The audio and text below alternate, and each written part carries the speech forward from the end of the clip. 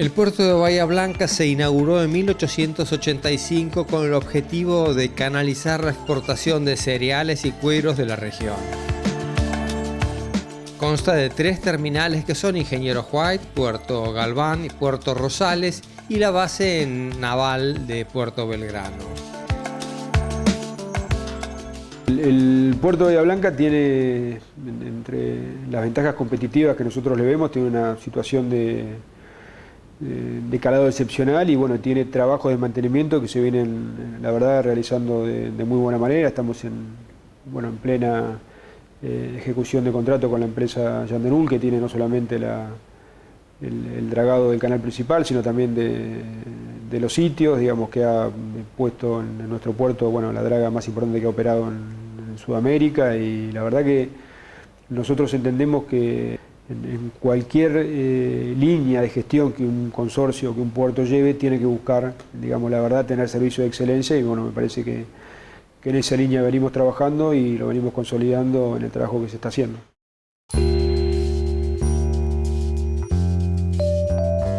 El puerto es muy ágil, las demoras de los buques es mínima comparando con otros puertos. Tenemos mucha agilidad, muy buena logística desde toda la cadena que se involucra en lo que es los atraques de los buques, con los prácticos, el consor. Somos una terminal que aproximadamente embarcamos entre 2 millones y 3 millones de toneladas año, y recibimos la mercadería por camión o por vagones. Tenemos una capacidad de descarga de camiones de 600 camiones diarios en 24 horas y aproximadamente 200 vagones por día. Es una terminal que presta servicio, una prestadora de servicio a la exportación, donde no solo los accionistas, sino terceros también pueden exportar por Terminal Bahía Blanca.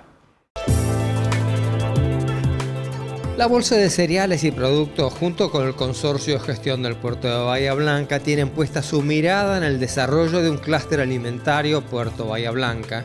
del que se está dando los pasos hacia su consolidación y donde participarán diversas cadenas agroalimentarias con el consiguiente agregado de valor y creación de puestos de trabajo.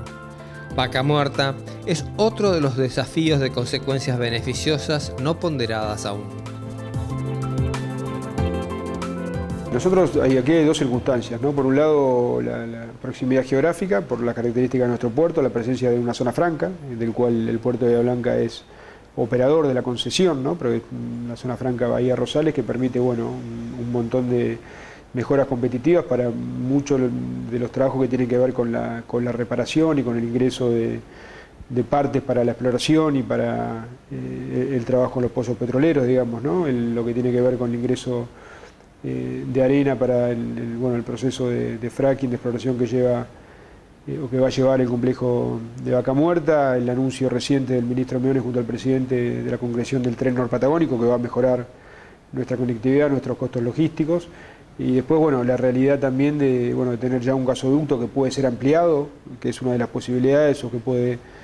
generarse un segundo acueducto para que sea el puerto de licuefacción, digamos, que agregue valor para poder generar en un futuro, digamos, la exportación de los excedentes que Vaca Muerta genere. El Alto Valle y su producción frutícola tendrá la opción de utilizar el tren de cargas que servirá a Vaca Muerta, complementando los servicios que presta hoy el puerto Patagonia Norte en San Antonio Este. Con las perspectivas que se avisoran, se espera despertar una amplia región de aquel sur que promete devolver con creces las inversiones de toda una cadena de actividades que están nucleadas en esta bolsa. Acá hay una cuestión también que nosotros vemos muy a futuro, que es el tema de la expansión de la zona agrícola. Las nuevas tecnologías hacen que las zonas agrícolas se vayan extendiendo, ya se vaya saliendo de la zona núcleo. Como ser justo en este momento que está haciendo la nota, estamos empezando a levantar la de cosecha de cebada, ya se levantó, se está trabajando con el trigo, y este año ha sido un año muy beneficioso para toda la región, climatológicamente hablando. Entonces,